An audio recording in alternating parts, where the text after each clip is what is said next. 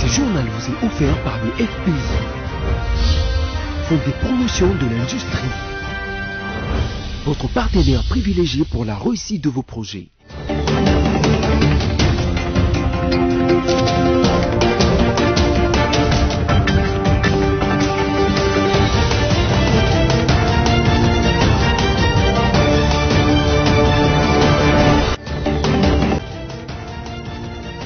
Bienvenue à tous à cette édition rétrospective dont voici le sommaire.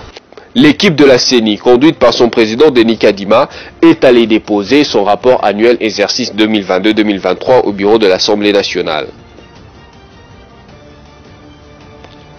Et puis au Conseil national de prévention routière Saint-Père, il y a eu remise et reprise entre le comité sortant et entrant.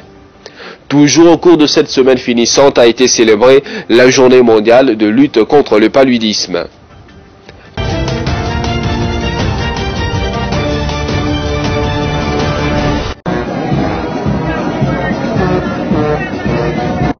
Du 8 jours après la célébration de la journée dédiée à Simon Kimbangu et de la conscience africaine, le 6 avril a été déclaré chômé payé par le président de la République, Félix-Antoine Tshisekedi Tshilombo, juste à la veille de ces jours importants aux yeux du Kimbanguiste.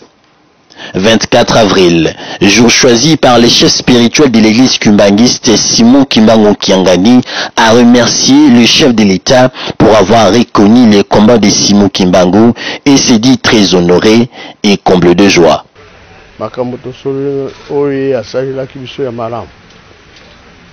y a le 6 avril. Nous avons avec le président Tshisekedi évoqué la réalisation de sa promesse pour la journée du 6 avril qui concrétise la prophétie de Papa Simon Kimbangu. Zambé a l'attaqué pour la biso batumuni tobonga. Denge Tata Simon Kimbangu a l'obakete le 6 avril. Que kosala musala kuna tozokende. Yango emonani. Bikamo tolobina lingomba. Cet événement est un motif de joie pour nous les Kimbanguistes.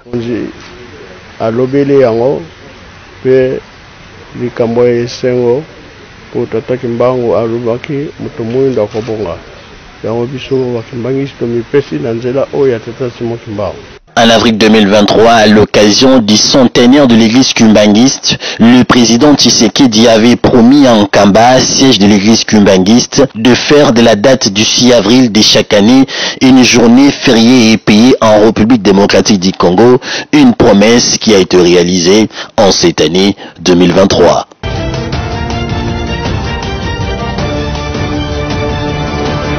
Le président de la République, Félix-Antoine Tshisekedi Tshilombo, a prononcé un discours lors de la cérémonie de clôture du séminaire de gouvernement organisé au Fleuve Congo Hôtel par le Premier ministre Jean-Michel Tsamalou Kondé dans les soucis de renforcer les capacités des membres du gouvernement. Le chef de l'État a rappelé aux membres du gouvernement le propos qu'il avait tenu il y a un mois lors de la 92e réunion du Conseil des ministres. À travers les exposés qui ont été déclamés par les intervenants, le président de la République a dit qu'il attend de chacun des membres du gouvernement l'application de recommandations issues de ces assises, afin de répondre aux besoins et aux attentes de la population. Ces séminaires du gouvernement ont été placés sous les thèmes « Construire une cohésion efficace et créer une dynamique du changement par la culture de l'excellence et la gestion publique » axée sur les résultats des programmes gouvernementaux.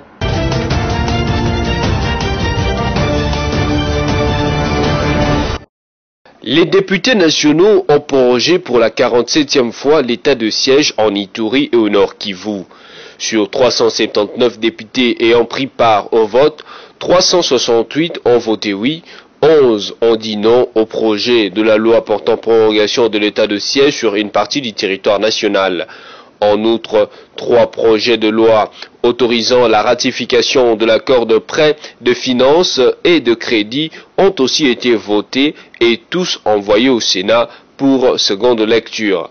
La plénière de la Chambre basse du Parlement s'est tenue jeudi 27 avril 2023 dans la salle de congrès du Palais du Peuple sous la direction de Christophe Mbosso Kodiampouanga, président de l'Assemblée nationale. À son ordre du jour étaient inscrites les matières suivantes: examen et vote du projet de loi portant autorisation de la prorogation de l'état de siège sur une partie du territoire national, examen et vote du projet de loi autorisant la ratification de l'accord de prêt numéro 21/0043/0043/3996 du 20 janvier 2023 signé entre la RDC et le Fonds africain de développement FAD en sigle, au titre de projet de construction du corridor économique transnational RDC-Angola phase 1, examen et vote du projet de loi autorisant la ratification de l'accord de financement crédit numéro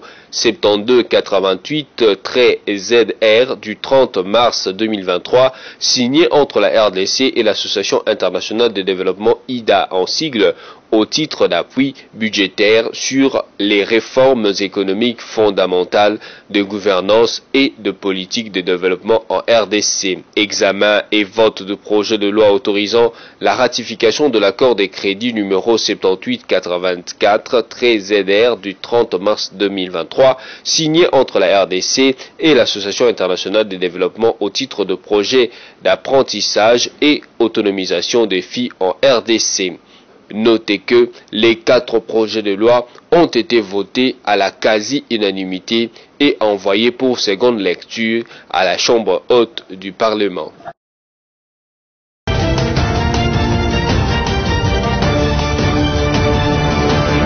Nous sommes ici pour rencontrer le bureau de l'Assemblée nationale et c'est ce que nous avons fait pour lui soumettre le rapport annuel des activités de la CENI. C'est un rapport qui couvre la période allant d'avril 2022 à mars de cette année, donc 2023.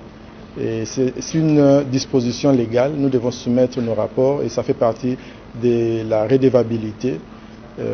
Nous parlons de tout ce que nous avons pu réaliser durant les 12 derniers mois. Bon, les points de séance, il y en a beaucoup. En tout cas, il faut dire que c'était une année rempli d'activités.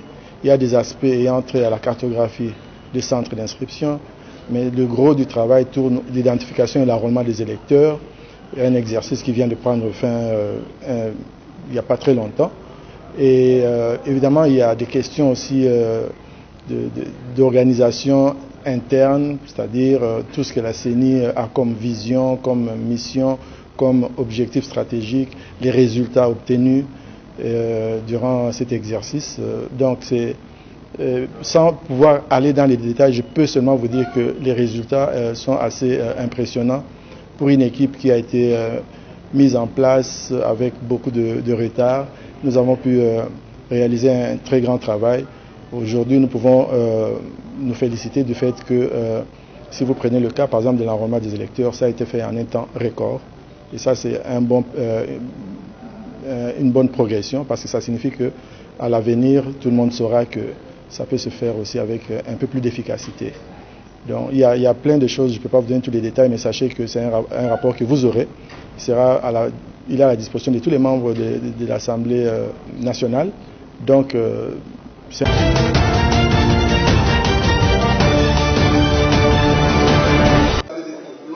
c'est dans la salle Apollinaire Malou Malou que la CENI a rassemblé les professionnels de médias pour la première journée porte ouverte qu'elle organise du 25 avril au 4 mai 2023. Comme à l'accoutumée, d'abord l'hymne national qui marque les débuts de cette cérémonie, puis le mot de circonstance lu par Madame le rapporteur de la CENI. J'ai l'honneur de vous souhaiter la bienvenue à la centrale électorale à l'occasion du lancement des journées portes ouvertes organisées à l'intention des parties prenantes au processus électoral de manière générale et particulièrement pour les femmes et les hommes des médias.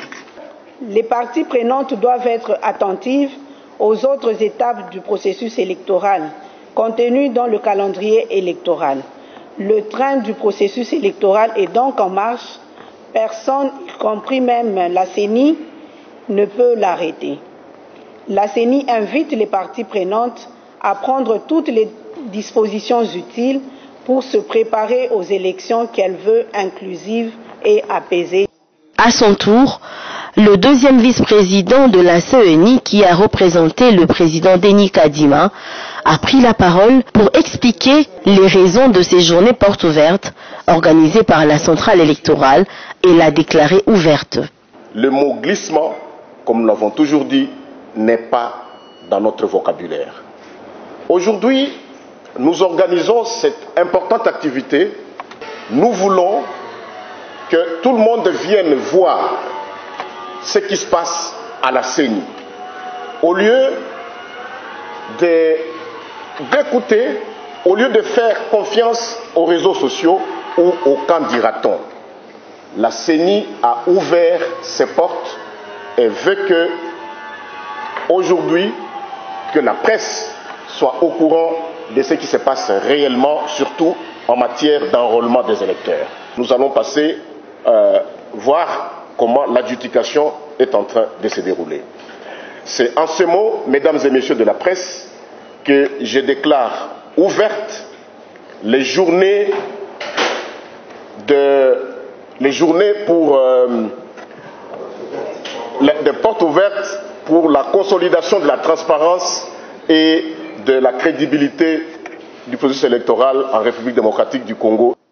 C'est après toutes les rumeurs qui ont circulé sur les réseaux sociaux, notamment l'enrôlement des mineurs, le dédoublage d'identité et autres, que la CENI a voulu démystifier le fichier électoral. Place au lancement de la vidéo qui montre la manière dont la CENI prépare et nettoie le fichier électoral. Étant donné que la première journée était dédiée aux professionnels de médias, quelques questions ont été posées quant à ce, et c'est le deuxième vice-président qui a pris le soin de répondre à toutes les questions. Notez que, pour des endroits où l'enrôlement ne s'est pas bien déroulé, la CENI a pris le soin d'éclairer la population quant à ce. Pour clôturer, une visite de la salle de traitement du fichier électoral a été effectuée. Question de donner aux chevaliers de la plume la bonne et vraie information à donner à la population congolaise qui est embrouillée par la désinformation des réseaux sociaux.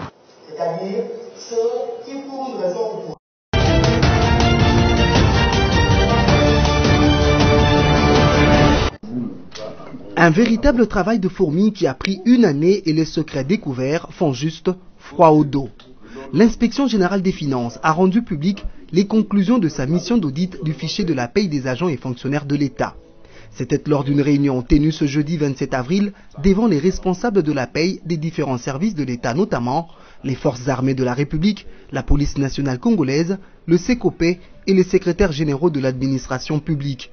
De ce travail de titan abattu par l'IGF, il ressort des cas d'irrégularité graves. L'inspection générale des finances vient de constater les cas ci-après. Nous avons 145 604 agents et fonctionnaires de l'État qui sont dans les fichiers de la paye avec des numéros matricules fantaisistes. Deuxièmement, nous avions constaté les cas de 53 328 agents et fonctionnaires qui disposent de plus de 2 numéros matricules dans les fichiers. Nous avions également constaté les cas de 93 356 agents et fonctionnaires de l'État qui partagent les mêmes numéros matricules avec d'autres agents de l'État. Nous avons également constaté les cas de 931 agents et cadres, particulièrement du ministère du Budget, qui étaient payés sur plus d'une liste. C'est-à-dire ce sont des gens qui se sont arrangés pour se faire payer sur plusieurs ministères au même moment. Et enfin, nous avions découvert 43 725 agents de l'État qui sont payés sur la liste des SECOP et des forces armées de la République démocratique du Congo sans que ces agents aient été déclarés ou reconnus par leur service d'origine. C'est donc une nouvelle boîte à Pandore que vient d'ouvrir l'inspecteur général chef de service Jules Linguete. Suite à ces fraudes massives, le Trésor public accuse tous les mois un manque à gagner d'environ plus de 148 milliards de francs congolais. Pour l'IGF, ces cas d'irrégularité seront désactivés en toute urgence et les fraudeurs mis à la disposition de la justice.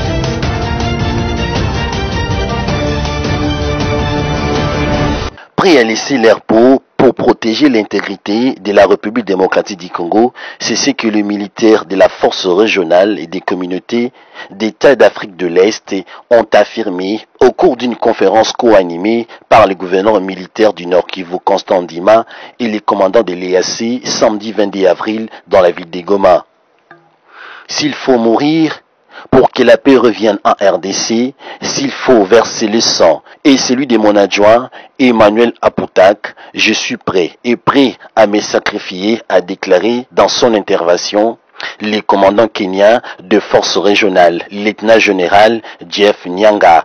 Ajouté, nous avons reçu mandat des chefs d'État et de soutenir et de protéger l'intégrité territoriale de la RDC. Des forces sont déployées à ces sujets, tout en se félicitant pour la quasi-totalité du déploiement des contingents devant faire partie de son effectif. Le commandant de la force régionale s'est dit encouragé par la cessation des hostilités conformément à la feuille de route de Luanda et aux différentes résolutions de Nairobi.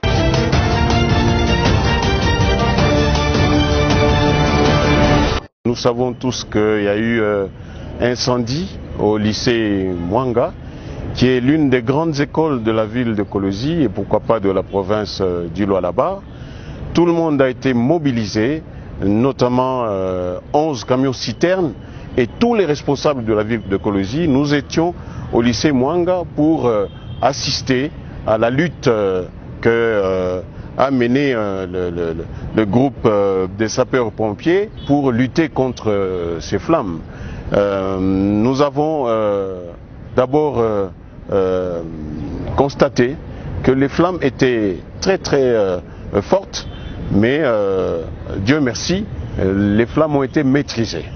Quant au bilan, jusque-là, Dieu merci, nous ne déplorons aucun mort. Donc aucune de nos filles du lycée Mwanga n'est décédée jusque-là. Néanmoins, j'ai à mes côtés le ministre de la Santé qui peut donner en détail les quelques cas qui sont pris en charge par les structures sanitaires de la ville de Kolosi. Et nous osons croire qu'après, il n'y aurait pas de mort. Mais pour le moment, il n'y a pas un seul cas de décès par rapport à l'incendie que nous avons connu ce matin. Nous déplorons aussi le fait que du moins 50% du bâtiment a été endommagé et l'État pourra peut-être assister les sœurs ou l'Église catholique à reconstruire ce que nous avons perdu. Néanmoins, il y a lieu d'espérer que l'année scolaire n'est pas finie pour le lycée Mwanga. Il y a toujours moyen parce qu'il y a quelques locaux qui peuvent encore être utilisés en attendant la reconstruction de la partie endommagée. Je vais demander au ministre...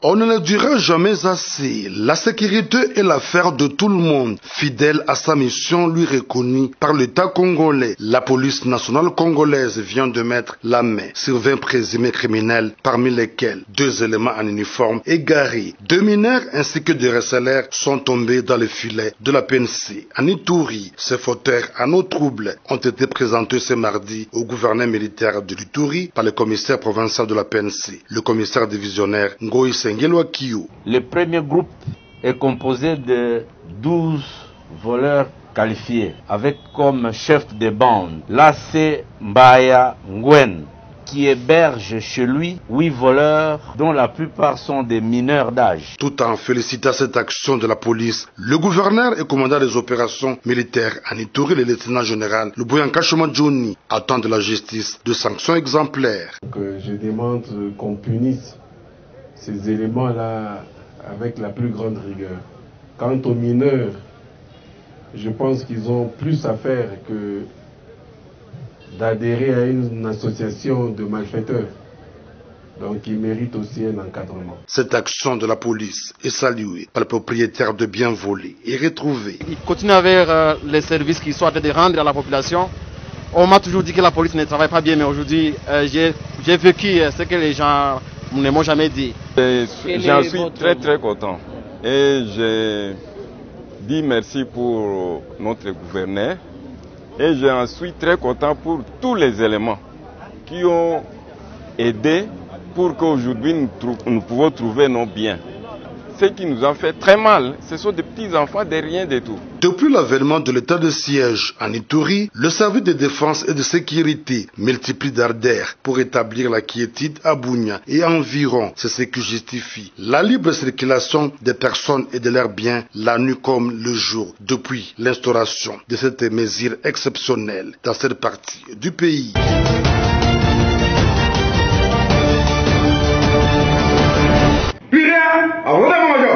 Ce jugement rendu ce mardi 25 avril 2023 vient mettre fin à un épilogue qui a duré plusieurs jours d'instruction et de plaidoyer au tribunal militaire de Kinshasa-Gombe dans l'affaire opposant Madame Lukanou Mutombo Rose, épouse du défunt Moulamba Katambwe José, assistant du directeur général adjoint du Fonds de promotion de l'industrie, le jour de sa mort, soit le 14 octobre 2022, contre le lieutenant Kinkele Kibindu Stone, garde du corps du directeur général du FPI, et le capitaine Luamba Soumaïli Papi, garde du corps du coordonnateur de la direction générale du FPI.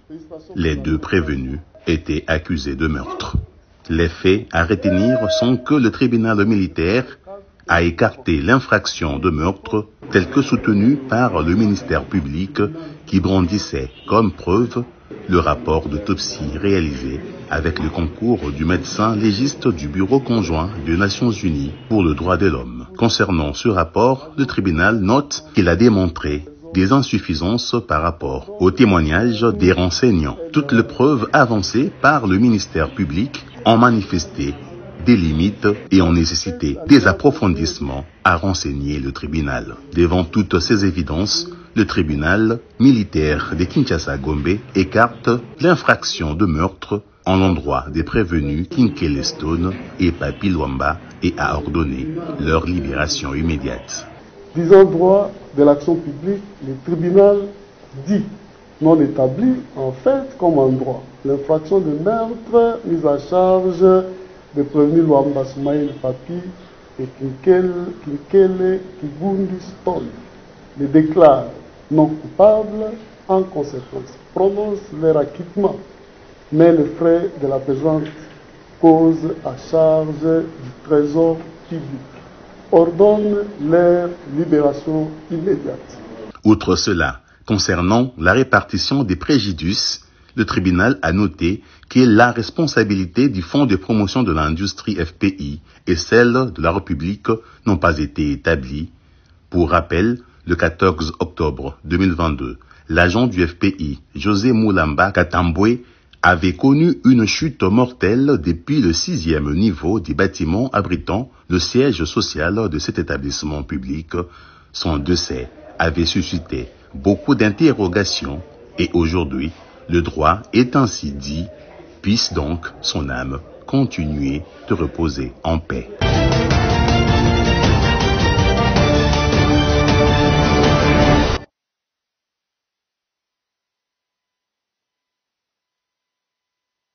C'était dans l'enceinte de la Commission nationale de prévention routière CNPR en sigle que s'est déroulée la cérémonie des remises et reprises entre le membre du comité, directeur sortant et entrant de la CNPR. Le secrétaire général des Transports, Voies des Communications et Désenclavement a, au nom de son ministre Marc Ekila, supervisé cette cérémonie. Et selon lui, cette journée est particulière en présentant le nouveau membre du comité directeur sortant et entrant. À son Excellence, Monsieur le ministre des Transports, Voies des Communications et des Désenclavements, dépend l'arrêté ministériel numéro 006 4 LTVCT 2023 du 18 avril 2023 portant nomination. Je suis revenu au Congo depuis un mois sur invitation du projet Réseau des maisons de jeunes et de la culture pour commémorer le 45e anniversaire de la guerre de Kolwezi.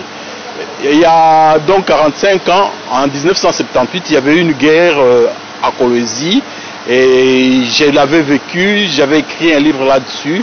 Alors le réseau des maisons de jeunes de la culture m'a invité pour venir faire le montage d'une pièce de théâtre, de la pièce de théâtre Moins Hommes là-dessous. Les activités vont commencer d'abord le 12. Le 12, ce sera au centre Wallonie-Bruxelles. Et donc là, il y aura présentation du livre Moins Hommes, dites la guerre de Kolwezi. Et le 13, ce sera au centre à Edonique Center. C'est un centre récréatif qui se trouve à Gombe. Et là, on va faire l'ouverture de l'exposition sur la littérature congolaise. Parce qu'en fait, c'est deux événements en un. C'est-à-dire, l'événement numéro 1, c'est donc la commémoration du 45e anniversaire de cette guerre qui avait eu à Kolwezi. Le deuxième événement, c'est faire la promotion de la lecture du livre congolais. Pourquoi? Parce qu'on constate qu'il y a des grands événements qui se passent dans notre pays. Quand le temps passe, les gens oublient. Ils oublient pourquoi? Eh bien parce qu'ils ne lisent pas. C'est pour ça qu'en même temps, on fait la promotion de l'événement, on pousse les gens à lire les livres.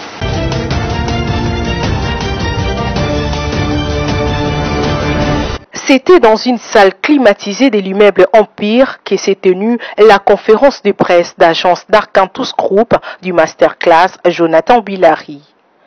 Cette conférence a été animée par 3 personnes, Jonathan Bilari, Nadia Mwamba Bilari, ainsi que Sinardo Kimbwila, dans l'objectif de présenter à la presse le concours du meilleur pinch qui aura lieu samedi 29 avril 2023 dans la salle Showbuzz à Kinshasa. Une occasion en outre de présenter les 7 candidats retenus pour ces concours. Cette conférence est poursuivie par une série de questions-réponses entre les journalistes et les intervenants. Mais cette année, on a mis le prix de participation, l'entrée c'est à $10. Et aussi les financements. Et puis Arcantus n'est pas seulement dans l'organisation du prix Kikero. On a une agence de transport à l'intérieur d'Arcantus. Donc c'est vraiment vaste. Prenant la parole à cette occasion, Jonathan Bilari encourage le jeune à s'impliquer dans l'entrepreneuriat. Et la politique ne sert pas le jeune, ça c'est une vérité. Je suis là devant, vous avez vu combien de politiques? 0. La politique ne travaille pas pour sa jeunesse. On utilise les jeunes que quand il s'agit pour sortir et pour leur intérêt égoïste politique. La politique ne travaille pas pour le jeune. Et donc je pense que nous, en étant jeunes, nous devons travailler sur ce qui nous est profitable. Quand il s'agit de l'entrepreneuriat, on sait que tu vas créer ton entreprise, demain tu auras un 10 francs, un 20 francs, tu n'auras pas besoin de commander à l'État.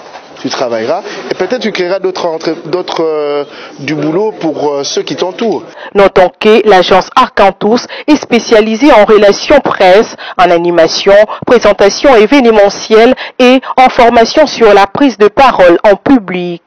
Et pour cette deuxième édition du concours du meilleur pinch, les prix Cicéron des gagnants sont 1 million de francs congolais pour la 3e place, 1 500 000 francs congolais pour la 2e place et 3 millions pour la première. Les nouveaux rendez-vous est pris pour ces samedis.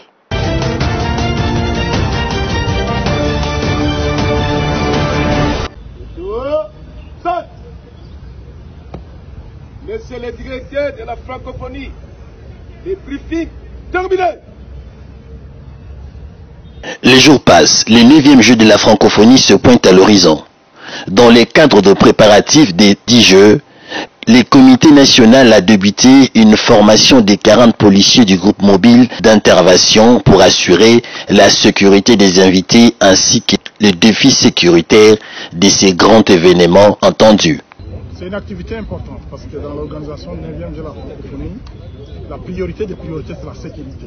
La sécurité des athlètes, la sécurité des invités, mais aussi la sécurité des Congolais qui vont assister aux événements. Et alors, donc, nous avons eu l'appui du gouvernement français à travers Interpol, qui travaille en collaboration avec l'Organisation internationale de la francophonie, qui a accepté d'envoyer les experts pour venir renforcer les capacités de notre police nationale. Et ce matin, je suis venu pour les encourager parce que nous comptons tirer pour assurer une bonne sécurité de tous nos athlètes et nous aimerions que pendant tous les séjours que les athlètes vont passer ici et qu'ils soient dans de meilleures conditions, qu'ils soient sécurisés. Parmi les matières au menu de cette formation, on note notamment l'analyse des risques, la stratégie de l'escalade et l'engagement des supporters, précise le capitaine Mathias Douin, commandant de l'unité adjointe de la police française et l'un des facilitateurs de cette formation. Deux volets importants, du volet pratique et du volet théorique. Théorique, on va travailler notamment la déontologie. Et ensuite, ce sera notre item principal, c'est la gestion démocratique des foules. Donc on fera ce qui sera plus proche de l'engagement de supporters, la protection, la réaction face à des mouvements de foule et pour, comme a pu le dire le directeur, pour sécuriser un maximum de toutes les populations qui sont présentes sur cet événement important. Cette formation est disposée par deux experts du 24 au 28 avril 2023. Hormis la partie théorique, il est prévu une partie pratique avec plusieurs exercices de simulation.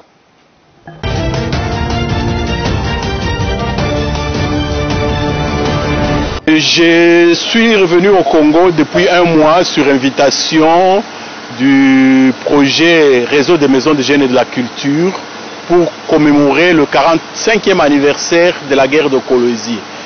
Il y a donc 45 ans, en 1978, il y avait eu une guerre à Kolwezi et je l'avais vécu, j'avais écrit un livre là-dessus.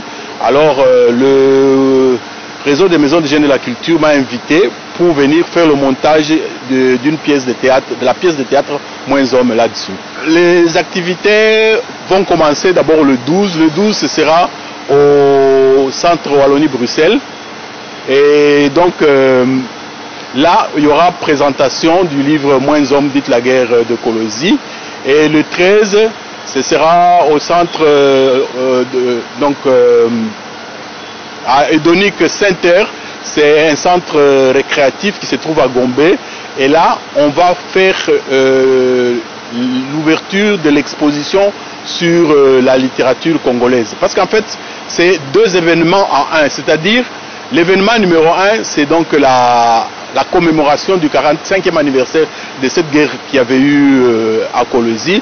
Le deuxième événement, c'est faire la promotion de la lecture du livre congolais. Pourquoi?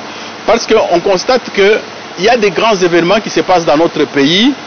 Quand le temps passe, les gens oublient. Ils oublient pourquoi? Eh bien parce qu'ils ne lisent pas. C'est pour ça qu'en même temps, on fait la promotion de l'événement, on pousse les gens à lire les livres.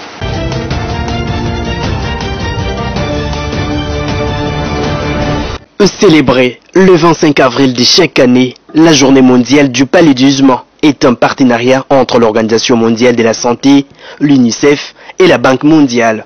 Le but de cette journée est officiellement de faire connaître et comprendre le paludisme et fournir des informations sur une mise en œuvre soutenue tout au long de l'année des stratégies nationales pour la lutte anti-paludisme.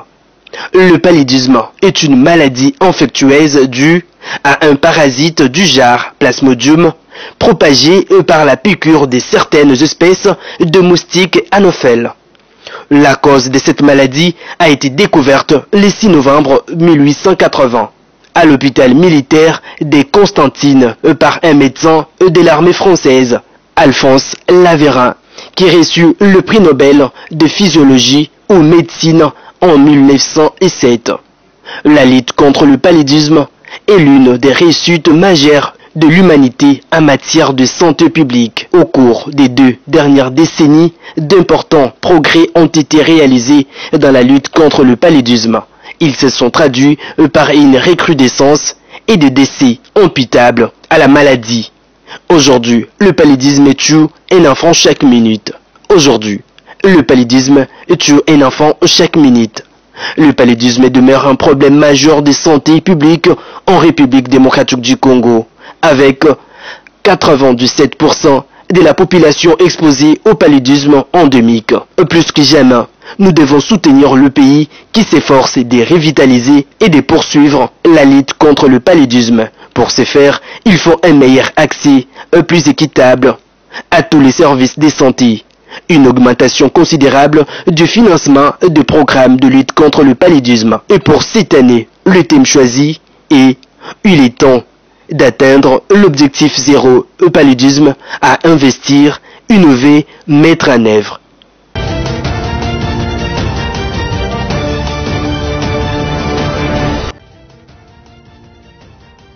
Place à présent au rappel des principaux titres. L'équipe de la CENI, conduite par son président Denis Kadima, est allée déposer son rapport annuel exercice 2022-2023 au bureau de l'Assemblée nationale. Et puis au Conseil national de prévention routière CNPR, il y a eu remise et reprise entre le comité sortant et entrant. Toujours au cours de cette semaine finissante a été célébrée la journée mondiale de lutte contre le paludisme. Voilà tout pour cette édition rétrospective. Merci et bon week-end chez vous.